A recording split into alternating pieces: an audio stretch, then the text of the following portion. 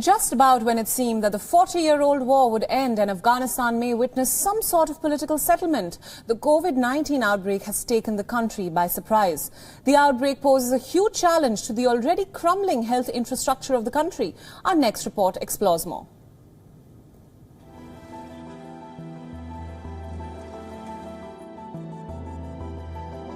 The pandemic has already claimed 30 lives in the country, but the severity of the challenge has not dawned upon the administration.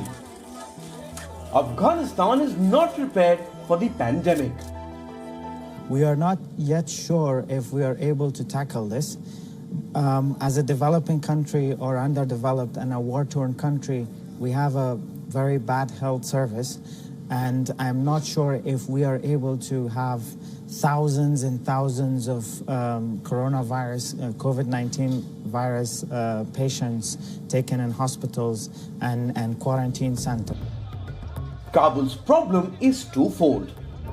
First, the people did not take the lockdown seriously, and then the state could not enforce it, not even in an urban center like the Afghan capital. The result was this. The lockdown was a miserable failure in Kabul. In desperation, the state ended up deploying more forces to enforce the measures. Right after the initial 3 weeks quarantine of Kabul city did not work well for the government and the police, the Afghan Interior Ministry deployed an extra 1,600 police officers with 400 vehicles in order to enforce the shutdown and quarantine for prevention of outbreak of coronavirus in Kabul, Afghanistan. But this has seemed to leave Kabul's middle class and lower class laborers with plenty of problems. They have failed to handle the coronavirus pandemic so far, and they cannot handle it in the future. It would be better to slaughter all people in the country and end it for once and for all.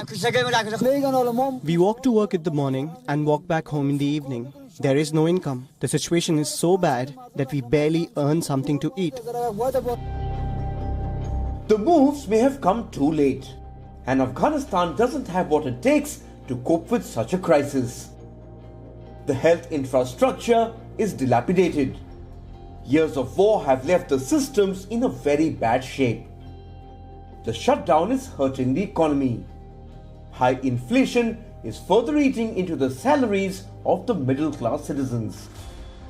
Just as prices for the sanitization goods go up in Kabul city amid coronavirus outbreak and shortage of these material, a box of hand gloves that used to be for $2 or $3 before now has reached nearly $20, and a pack of face masks is at $18 here in Kabul, as they are short on the pharmacies market and are sold here on street sides.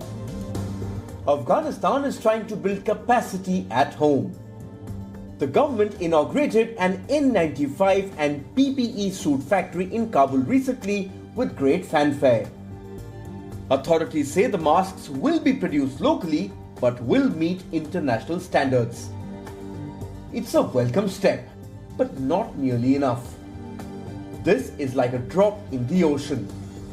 Afghanistan needs 1 million masks to equip medical workers. This is going to be another very difficult battle. With Mustafa Kazemi in Kabul, Bureau Report, WION, World is One.